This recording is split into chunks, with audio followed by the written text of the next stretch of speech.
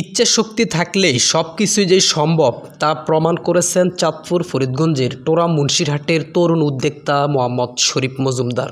প্রবাস থেকে ফিরে এসেই নিজ গ্রামে গড়ে তুলেছেন পশুর খামার।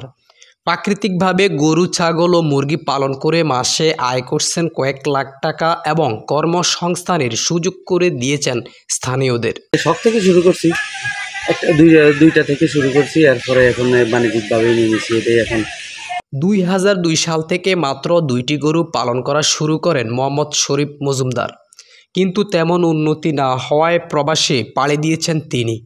তাই বলে শখের পেশা ছেড়ে দেননি।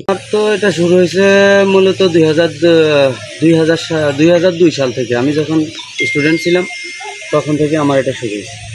পরে ওইটা তখন ফার্স্ট দুইটা থেকে শুরু করছি। এখন শখ থেকে শুরু, এবার এখন বাণিজ্যিক হিসেবে ব্যবসা হিসেবে। প্রবাস থেকে ফেরত আসার পরপরই নিজস্ব অর্থায়নে মজবুত করে ইট সিমেন্ট দিয়ে তৈরি করলেন গরু ও ছাগলের 3টি আলাদা আলাদা খামার, যেখানে গরু রয়েছে 100টিরও বেশি।